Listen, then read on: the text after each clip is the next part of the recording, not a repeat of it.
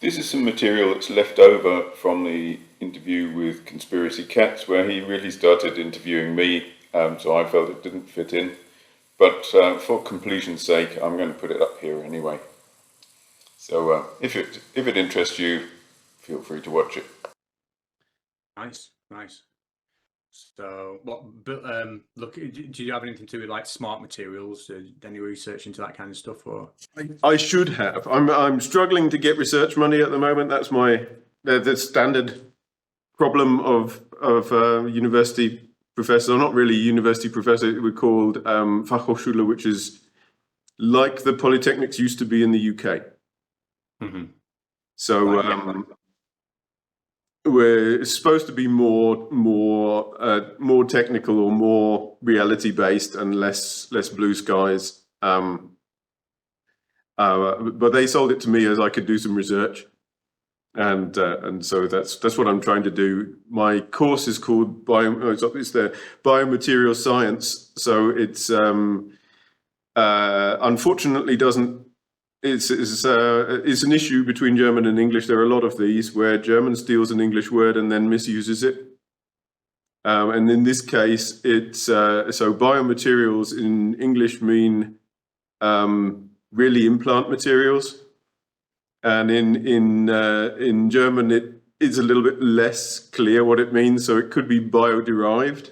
That's why we have four. So we have biodegradable materials, biomimetic materials, which have got structure like bone or something like that, bio-based, which would be potato starch or milk, plastic, and then biocompatible that you maybe use as an implant or as a stem cell surface.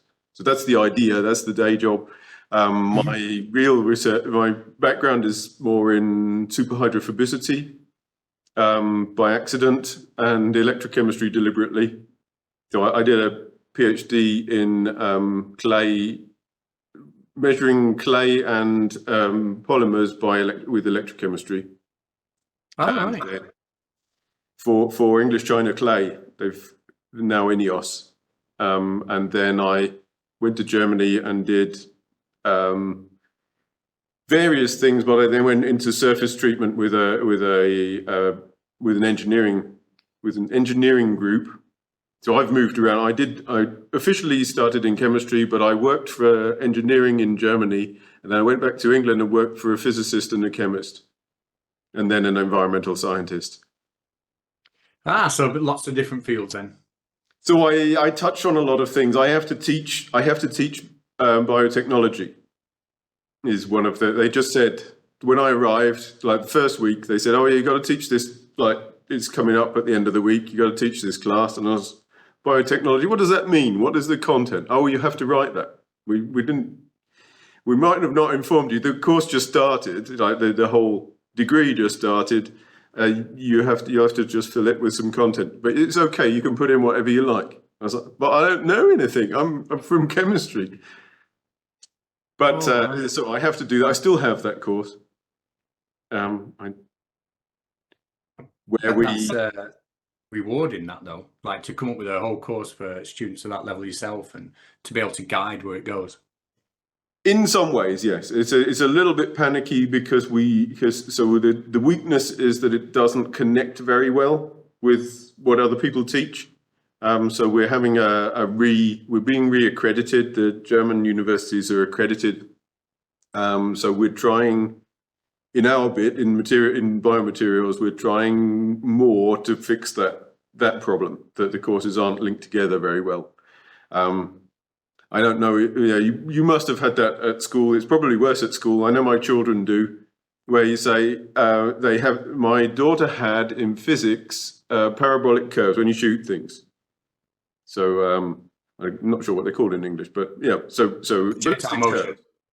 So they and I was like, yeah, but you'd solved these. You know what the maximum of a quadratic equation is. You know how to find that. You did that in maths.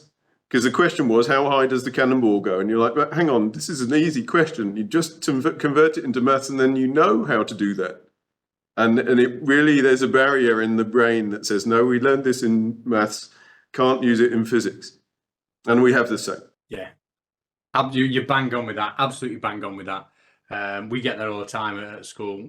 Teaching how do you find the rate of this chemical reaction? Well, you just need to find the steepness of the curve, draw a tangent line. Well, what do you mean? How do I find the steepness of a tangent line? So you've just done y equals mx plus c in maths. You know how to calculate a gradient. Just draw a tangent line and calculate the gradient. Like, but that's maths.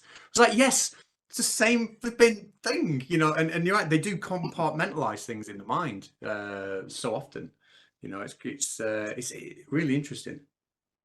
It's very strange because you think it's hard to, even if I directly address it, it doesn't sort of change very much. Even if I say, okay, this year we're doing organic chemistry, which means we're going to need some information from physical chemistry because we've got to do some spectroscopy, and we're going to need some information from whatever else we've done. And it still does, it helps a little bit, but not very much. No, must be because that's quite highly, it's quite a high level you're working at there, you know. So to be in charge of guiding that must be something meaty to get your teeth into. It was a nasty shock to start with, because I was a postdoc. I'd been doing, so I'd done the science normal. I'd hung around in universities for too long, and I'd got to the end of the pay scale, and they didn't want to employ me anymore. And then I just applied for teaching jobs, and I got one. And I was working for Nottingham Trent at the time. They closed my email, and then when I got here, they said, "Oh yeah, we sent you an email with what you were going to teach." And I was like, "Well, I couldn't receive it because as soon as I resigned, they closed my account." And then. Yeah, so it was a bit brutal. I felt because I didn't go to teaching bachelor students. I went straight to masters. Right, gotcha. From having really barely any teaching, I did a teaching qualification, but not what teachers have to do. I did half a year. Well, to be honest, I know with PGC over here, you do a year and you learn what you can, but really it's those first 2 or 3 months in the job that you learn it. I don't know if it's the same at your level, but you know you've got to be in it, doing it to learn it. Yeah, and I think it's probably worse with younger children because all of the psychology and how to teach part is way more important and more difficult. It's the same. I have colleagues who they've done it to me twice. One time people say, "Yeah, anybody can teach maths," and you're like, "Nah." Well, actually more than twice. So at one time they said anybody can teach maths, and I was like, I could teach maths. I can do the maths that the students need to know, but I would have to learn how to teach maths because it's a bit harder. Because the chemistry, I can just tell them the chemistry, and it mostly works. But if I just tell them the maths, they're not going to learn it. There's a whole background of how to teach maths behind that. And sequence of understanding, yeah. Worse, that because I'm English, they forced us to say to change our curriculum so that nominally students are supposed to learn a language. So we've got an elective, so they don't have to do it. There's an elective where they can take it as a language. And somebody asked me what I wanted to. He said, "Can you plan that course?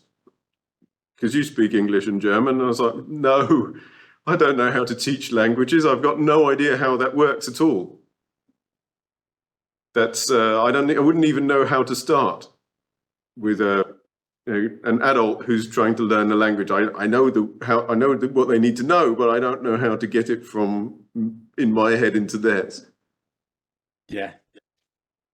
I mean, I know obviously you must speak very good German. I'm learning German as we speak, and as I learn it, and I'm learning, you know, the grammar. It makes me think about things in the English language that I never would have thought of before. You know, how we conjugate, how we do our sentence structures and stuff. And I think if I was to teach English to somebody foreign, I would have to structure it in a way that ultimately, when they get to the end of a sentence, they understand why everything's and I don't understand in English why things are placed in a certain way. They just are. So I'd be a useless language teacher. You know, I get what you mean. It's like I say, that sequence of underlying scaffolding, isn't it? That you know, to be aware of what that is. Well, and particularly in language, because you just do it, which my children have. So they were 4 and 6 when we came to Germany, so they just do English, and they're just in. So they're not necessarily better than the German people because they're lazy like normal children, but they just feel it. They're just like, oh yeah, I don't know why it's that, but I know that it is. Yeah.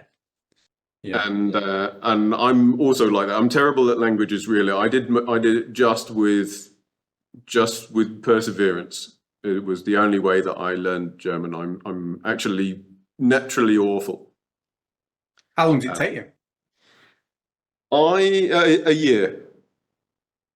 But so what I did was, yeah, when I finished my PhD, I took a job in Germany immediately, and I took a 2-week course in London, a 2-week intensive course, which is all morning, every day.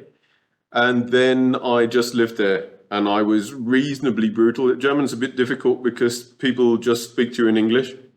If they think you're in trouble, they just sort of switch to English. But I just, for a long time, I just spoke to people in German, and it kind of worked. I got okay. And I managed when I came back.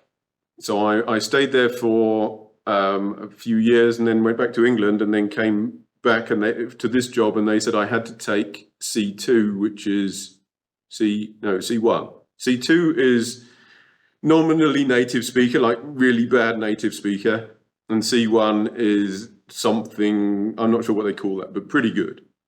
It's what if I had that, so I would be allowed to teach children German. That's the level of the. So if I was a language teacher, I would be allowed to teach children German because they need the C1. That's a CEFR framework, is it? It's Cambridge, I think that is. Okay. But it varies. I think so. Personally, I'm good at listening and talking. So they play a tape, and you're supposed to write down the answer to some questions, and that I found really easy. And then there was a written bit, and I probably did really badly. But you have to scrape through each piece, but they take your average at the end, and I must have just managed to get through because I did all right. And at the end, it was very, very weird. At the end, they made me do a role play with somebody who I'd never met, and it was a Russian girl, and they said, and the role play was you're buying a present for your mother. Discuss it with your sister. Like, yeah, but I don't know this person, and it's really weird that we're speaking German together, like brother and sister, and the scenario didn't make any sense at all. And I was just terrified that I would, because I'd been living in Germany for a while, and my wife is German. I was terrified that I would just say something complicated by accident and make her fail. I was like, Of course, yeah, because you have to bring each other, yeah. I mean, it didn't matter if I made it. It didn't matter to my grade if I made her fail, but I felt bad about it because there was no need to do so. I just felt it was a very weird experience, but not for the reason that it was supposed to be. And then she just said, the person who was running it just said, yeah, you both passed, yeah, bye. C1 is it? That's a hell of an achievement, C1 in a foreign language. Yeah, but I'm not very good at the grammar, so you could easily be better at the declinations and the grammar than I am. I can speak reasonably quickly, and I can understand things. So we have meetings, and they're all in German, and that's okay. I don't think I could hold a full conversation. I don't think I could. You could drop me in the middle of a German town, I could get around, you know, I listen to German music and stuff like that, and I can understand that because it's slow, you know, but as soon as it gets to normal speaking pace without German subtitles, I just can't follow. Just can't. Oh, so my wife is German, and we still watch some things with subtitles. Since we had children, we've had the subtitles on, and we can't. So as a family, can't handle is if it's in one language that we understand and the subtitles are in another language that we also understand, then they're like, no, I can't cope with this. Yeah, yeah, gotta be the same. So sometimes we switch, and so now we sometimes watch. We used to watch only English things in English language with English subtitles, and only German things in German language with German subtitles. And now, because of the way that the local media works, sometimes we're forced. They don't have English subtitles to go with the original language. Right. So yeah. I see what you mean. And they're like, but this guy's just talking whatever Scottish or like Nova Scotia dialect or whatever. It's not actually Scottish that my wife doesn't like. She doesn't like Mid-South US people. She just can't understand them. Hmm. Yeah, that's quite strong accent, isn't it, as well? It can be. Somebody's phoning me up. Oh. Anyway, thanks very much. First of all, that's been really good. I'll add it to the list of things to do, editing and fix it up.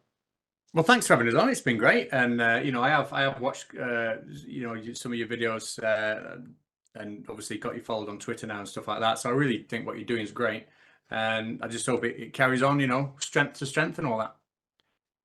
This thing, the idea just came from Dave Farina, what he calls himself, Professor Dave. Yes, Because I used his chemistry things. He got in this fight or like a debate, had a debate with one of the Discovery Institute people, who's got a paper out recently about proper chemistry, James Torr. He's got a paper out about like his normal job of organic chemistry, and it's, I don't know, I couldn't see the whole paper, so I couldn't judge it, but it seems not wild. But it got quite spirited, their debate, and the Discovery Institute responded to looking quite bad by interviewing each other and then posting reams of, oh yeah, I'm going to interview this other guy, as if it was exciting to anybody. They all interviewed each other. And I just flippantly said, okay, well, I'll do that then. And then I kind of got stuck doing it. So that's a good idea. And he's a nice guy, Professor Dave. I've spoken to him and stuff. He's always got time for everybody. You know, he's he's good because his following is massive as well. But he'll go, you know, he'll talk with anyone, anywhere. He's done well for himself, because some of his thing, you know, his initial start was great. I'm not sure how good his later things are, because he's a very wide range of stuff that he now does. But he did initially, he just put his lectures up of what he'd done when he was starting teaching, and they were well thought out. He'd thought about how do I put this material that these people can understand it. So that was he was my Corona start. I was like, okay, I don't need to do organic chemistry. I can just say, go and look at this lecture series from Professor Dave, and that'll do.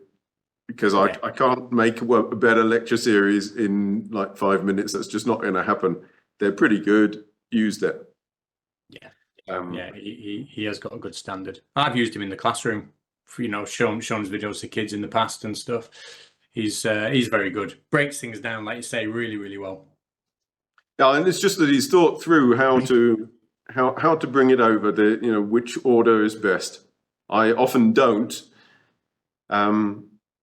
I have the luxury that my students are fairly bright.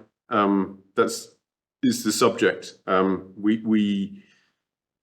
the combination of teaching in English in Germany and material science and sort of chemistry means that anybody who's not that good at school is immediately scared and doesn't come.